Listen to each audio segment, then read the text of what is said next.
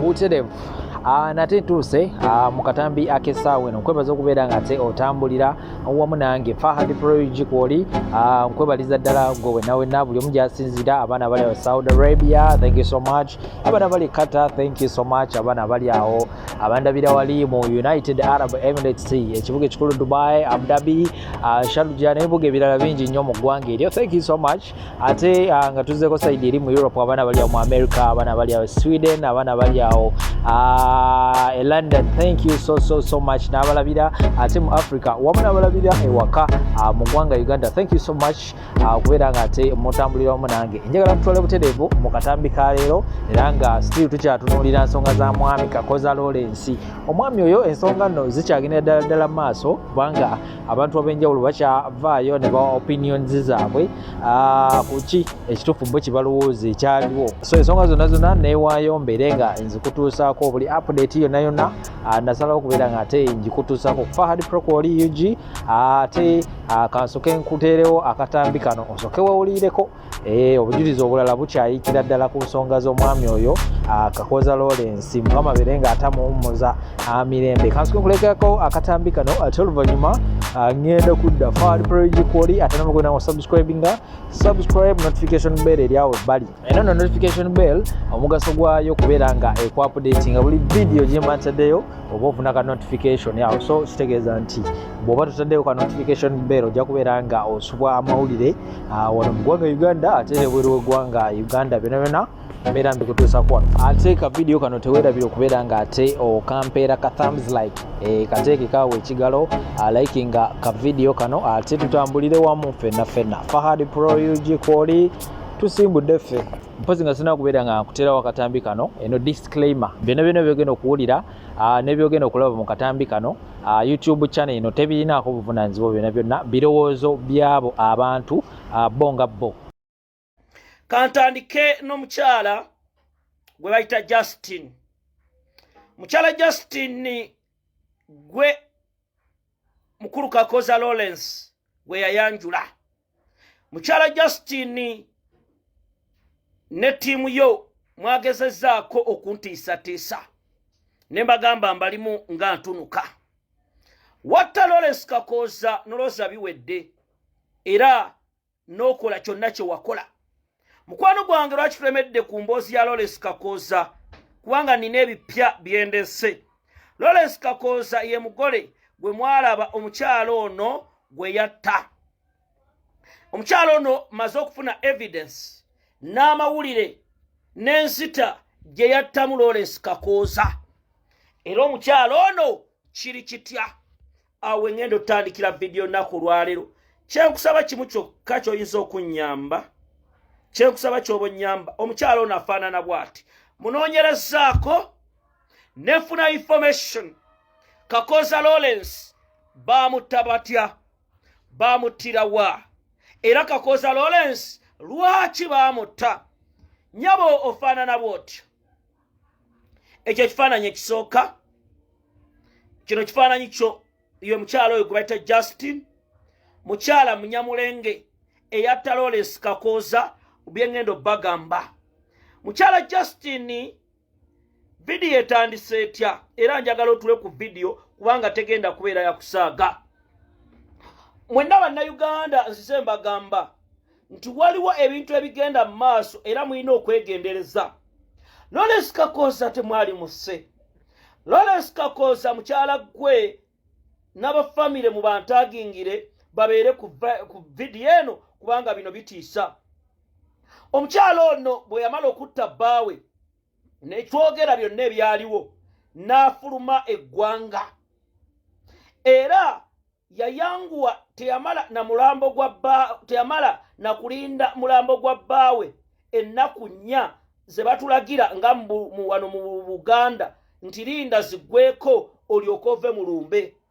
Yasazisaawo tiketi byonna byali bikoleddwa n'adduka n'agenda ebweru w'eggwanga. Ekyawunyisa omukyalo ono abeera mu kibuga kye bayita United Kingdom era gy'awangaalira ne Kakooza yamukolera program n'amusinkana n'amujja mu mbeera enzibu. Omukyalo ono Justin abeera London mu kitundu kye bayita Enfield. Era olunaku olw'omukaaga olw'eggulo omukyalo ono baakoze akabaga akeebaza okufa kwa Kakooza.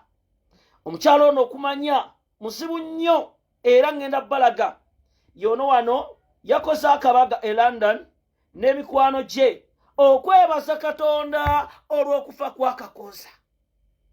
Okumanya ebintu bino bisetinge n'ababirimu wano e Uganda mwenna ngenda boogera Justin watta Kakooza. Era wano we mubadde mubeera e London Enfield byonna byaliwo ebiti. Tunuulira omukyalo ono olumala ntandike we wano yabadde wano nga bamuyozaayoza.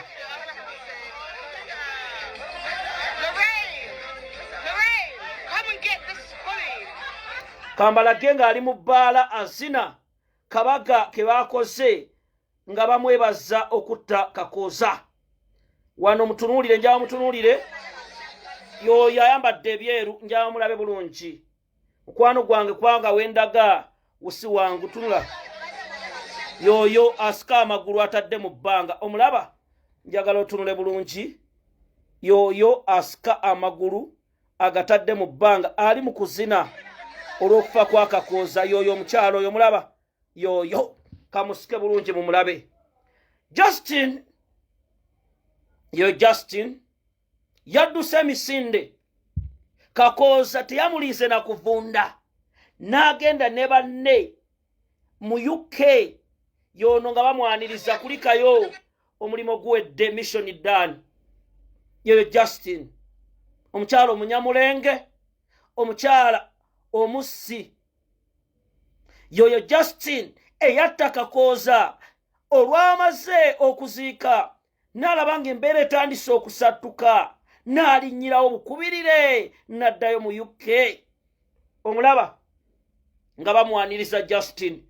Yuyo omulaba musanyufu, tamanyi nti musajja wattu wuuno Justin ne banne nga bazina. Obalabye?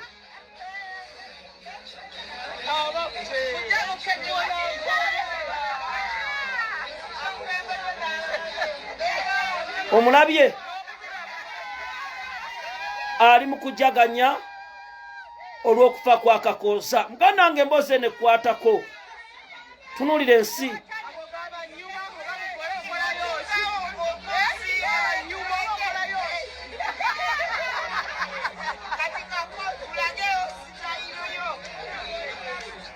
Njakulaga mukwano gwange, omanyi tubalaga ebintu bino si byangu, njabalaga omukyalo ono awo kambalage akalala. Wano nkabalaze nga ali mu kuzina bend over amagulu awanise mu bbanga agamba akasajja nakamaze. Wow!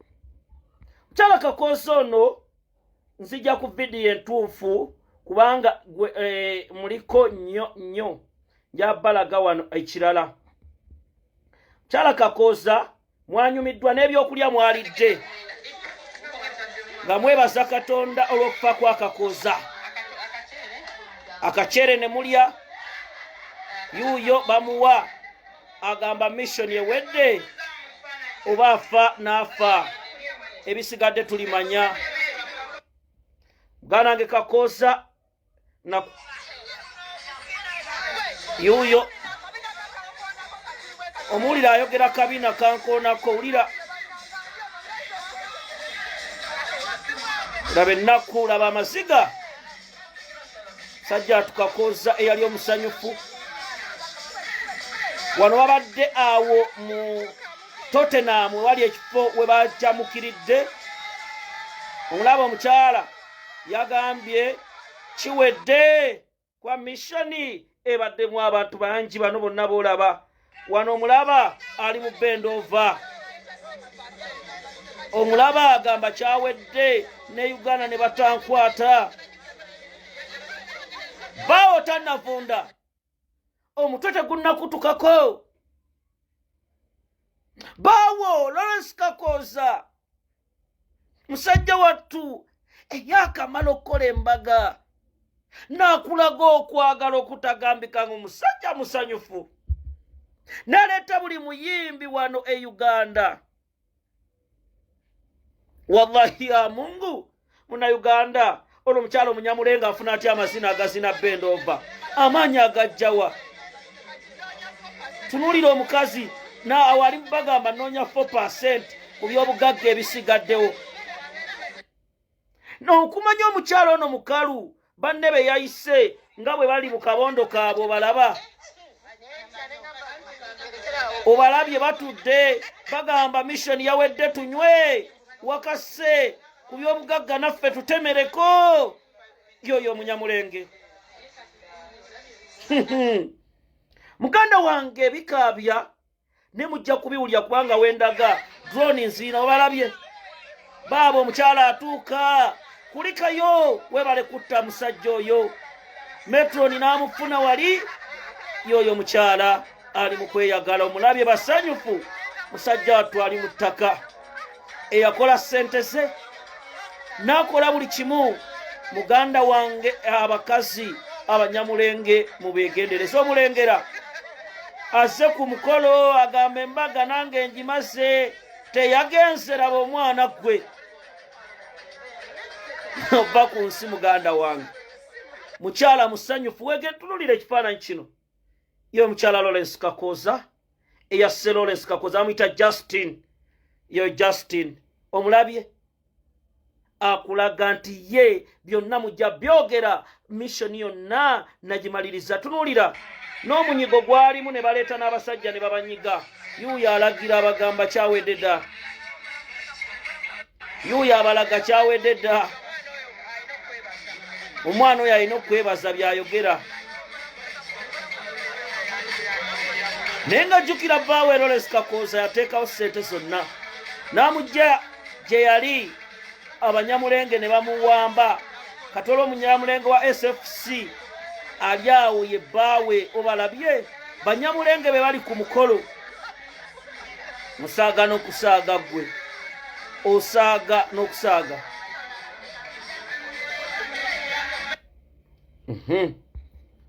balabe baabo naye emabega nga akimulumiriza omulengera ali emabega yuyo musanyufu yatta Lawrence Kakooza olwamaze ne bakolerawo embaga ali UK babadde eggulo bamugamba kulika ogudde mu bugagga oli biliyoni yakati muganda wange bikaabya muto wange binakwoza Lawrence Kakooza teyalifudde bw'atyo kubanga nze nnwanirira batasobola kweyogerera takyasobola kweyogera Lawrence Kakooza abanyamulenge bakola ki bamutta njagala mukwano gwange njagala abafamile mutule ku video kubanga ebimu temugenda bifuna nze agenda obbibawa abafamile ya Kakooza era mbabuulire ekintu kyali kitya kubanga nammwe abamu omukyala yalese akoze oda nga balina obbanyiga mukyala Kakooza yalese oda ababuuza ani yatta Lawrence Kakooza balina obbanyiga bunambiro vidiyo etandikiddewa njagala owulirize bulungi Lawrence Kakooza omwami ono bamusiba omunyamulenge kubanga Kakooza si yali mukola ssente yali mugezi naye ebintu ebirala nga bamutegeerera butegeerezi omukyalo ono abaana be yaleeta n'ayimiriza ku lumbe si ba Kakooza Kakooza amuyinamu omwana omu naye nga yeetaaga okutwala okukebeza Justin abaana abalenzi abaayogera leka kulimba famire abafamire muddeyo mwetegereze abaana abo oyo mukyala yabazaala walala era babeera wano Uganda kyakubiri yalagidde babakolere ku bipapula abasobole okuva mu ggwanga Lawrence Kakooza omwana abadde akuyinamu omu naye nga naye aliko question mark mu UK olina omusajja omunyamulenge gwe wafuna era state agent ng'ali mu lukwe olutaba Uganda naddala ab'enkyukakyuka njabategeeza omukyalo ono mission y'ennene oluvannyuma lw'okutta Kakooza abakulu bano baanoonyereza drone zange ze nateeka mu bitundu ebyenjawulo zintegeezezza ebintu bino wammanga bye njagala muwulire. Lawrence Kakooza bamutta mu bulumi obw'ekitalo. Muganda wange weekolera ssente n'oleeta olumbe olunakutta mu makaago. Okumanya abantu bano tebagenda kusonyiibwa, wulira engeri gye battamu Kakooza. Baganda bange obuluma ennaku ennuma. Mukyala gwe Justin temwalise Kakooza ku bulumi buno bwe ngenda okugamba bannayuganda. Bamutta batya? Omukyala ono Kakooza ng'akyali e UK yamufoosinga okukola ebintu bingi. Era n'amugamba, baby tugenda e Uganda ne tomanyi kisobola kubeerawo. Nga bw'omanyi musajja wattu n'aseka. N'amugamba, baby we shall come back. N'amugamba, baby abantu abali e Uganda abaddukanya ebintu byo lwaki tobakyusa? Waliwo omusajja yali best man ng'akwatagana nnyo n'omukyalo ono era ne bamuteeka naye mu lukwe olwatta Lawrence Kakooza. Kakooza ne bamupangira abayaaye mu bino eby'embaga nga bakwatagana nabo. Simaane Muuni zaagikwatako, biki zaabikolako, ssente ne bazibawa. Musajja wattu ku lunaku olukya ku Anne Muuni embaga yaabwe yali ya lunaku lwa 6. Ku lw'okusooka ne bagenda ku Anne Muuni. Omukyala n'amugamba, waliwo kampani wano e Uganda ekola ku by'okuvuga abagole mu Anne Muuni. Emmotoka nejja yali ya drone. Emmotoka bwejja Kakooza n'abagamba, naligezeyo n'emikwano gyange. Namugamba, baby nedda privacy. Baby nedda privacy. Mukyala wattu nga mission agimanyi, Kakooza yakwatamu bintu bye. Omukyala n'amugamba, tuula abo bagenda tuvuga tugende. Atuuka mu mmotoka mulimu abasajja 3. Abasajja 3 mbu be bakola ku mbeera yonna. Kakooza Lawrence ne Anne Muuni teyaliyo.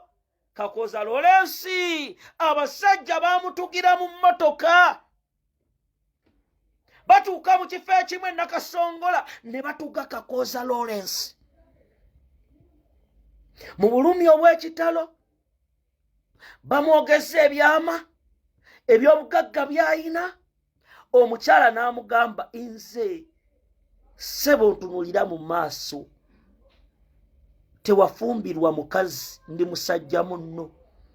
By'obadde onkola ke kaseera ogende. Muganda wange Lawrence Kakooza lwaki mulemeddeko? Ne mugamba nti katongole, kubanga abantu bano bannayuganda bambi babatta mu mbeera etategeerekeka. Kakooza Lawrence omukyalo ono sooka otunule gwe munnayuganda, kankulage omulaba. Baawo tannavunda oli mu kweyozaayoza okola mbaga. Baawo envunyu tezinnamulya bulungi, akyalina ennyama freshi. Gwe n'osalisawo tiketi n'ogende bweru w'eggwanga n'oyita banno n'obagamba, mikwano gyange nze nkoze eki, emission yawedde. Baabo bazina beeyagala, baabo bazina bagamba kyawedde oba kafa ne kakola ki ne kafa. Omusajja yali ow'ettutumu ne bamuziika ng'ekiyenje n'omulambo gwa Kakooza mukyala gwe Justin Esteri kusonyiwa. N'ogamba bafamire tewali kutunula ku mulambo. Muganda wange bagenda kutta abakyala abanyamulenge bayite the Nyampians. Their mission eri bwetyo. Mutunulire, mutunulire, mutunulire mukwano gwange. Yekaza bawali eri mu ntaana yakulaga azina gamba mundeke namumaze. Mundeke nakoze eki namumaze. Okumanya bino bitiisa, okumanya bino emboozi nnene. Omukyalo ono mulaba yazze musanyufu ng'atuuka ku mukolo. Mulabe laba amannyo bw'agatadde ku ngulu. Wallahi Justin nkulayira, musajja yuuyo amannya atadde ku ngulu atuuka ekikoosi kinene. Bano bonna boolaba ku mukolo basasinizi ba NRM abali mu UK. era ne Muhammad Nsereko tiimu eno yagisinkanya tuluze nti byakusaaga omulaba wano mu UK yuuyo atuuka bamugamba oyo twamumaze webale bebi katukupangira omulala mutunulira amagulu awanise ne banne bali mu bendova webale bebi amagulu gaago teka mu bbanga kakooza ye nga yagenze dda muganda wange kakooza towummula mirembe kubanga the Nyampians bakusaanyizaawo.